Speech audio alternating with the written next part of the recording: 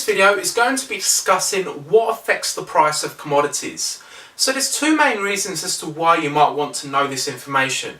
The first is those of you that open a trading account, you can actually specifically trade these commodities such as gold, oil, the price of cocoa, soybeans and orange juice, etc.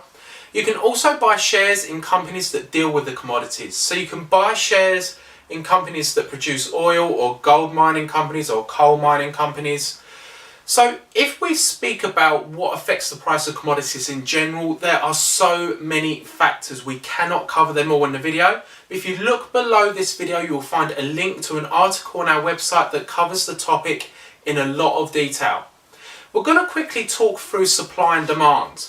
Now, when you look at the actual groups of commodities, some are more affected by the supply side and others are more affected by the demand side. If we start with supply, anything agricultural, so anything grown such as oats, corn, wheat, cocoa, is much more likely to be linked with disruptions in supply. So if we look at Brazil as an example, they are a huge exporter of orange juice. If there was extreme weather conditions in Brazil affecting the amount of crops and the amount of oranges produced, it's more likely to have a big effect on the price of orange juice around the world. Whereas when you look at minerals such as the metals, gold and platinum, etc., they are much more likely to be affected by demand side of things. So the growth of China and India caused the price to go up because it increased demand on these commodities. You've also got strikes and cartels, so it's not just demand, there is other aspects to the metals pricing. But we've also got something to discuss about groups of commodities and substitutes of them groups. Understanding the role of grouping of commodities is absolutely essential when it comes to predicting price movements. Now, by grouping we mean by putting the commodities into groups such as metals, grains and energy.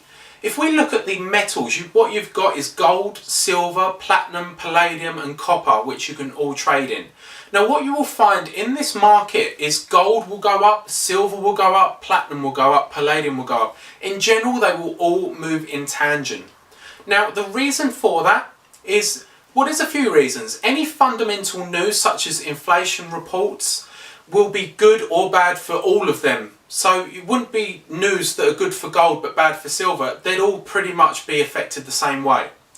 But we want to talk through the role of substitutes, and we'll use the grains as an example to explain this. So with grains we've got oats, corn and wheat. Now let's say as an example the price of corn shot up exponentially. Now what would happen is something fundamental within that group. So if the price of corn shot up, what people would do is they would stop buying corn and they would redirect their demands to the closest alternate, which might be oats. So demand would fall, which would cause the price of corn to fall, but demand would increase with oats, so it would push the price up. They would meet in the middle and have an equilibrium. So this is why these sort of markets move in tangent. It's not just commodities, there's also shares and sectors that move in tangent.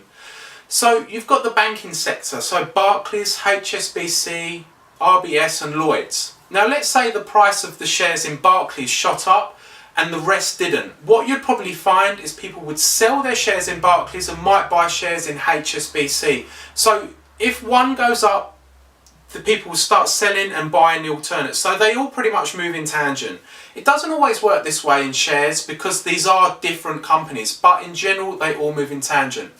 Now when it comes back to commodities, if there is no other real substitute, such as coffee as an example, then what you'll find is an increase in price will not really affect demand as much as what it would in the metal sector, for example.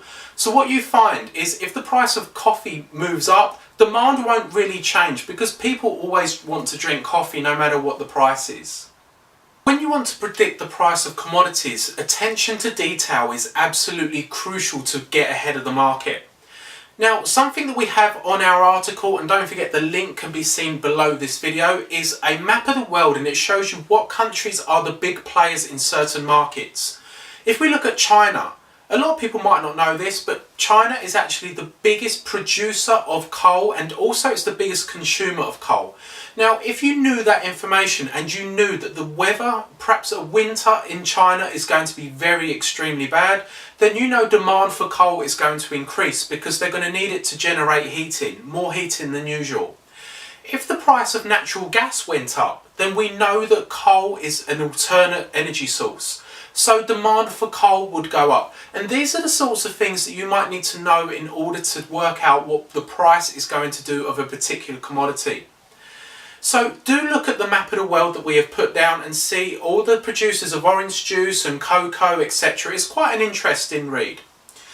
As a little teaser, just to finish off, in our article we have economics of mining companies and how they are affected by commodity prices. Why, for argument's sake, let's take a coal mining company. If the price of coal was at all-time lows, why does it make economic sense for that company to operate at a loss instead of shutting down and waiting for the price of coal to recover? That is in our article. And also, when the price of a commodity that you are mining goes up, how does that affect your company? There is a lot of common characteristics you will find in mining companies, and also when the price of the commodity plummets, there is also specialist things that they tend to do. So don't forget to click on that link below this video, and I do appreciate your time.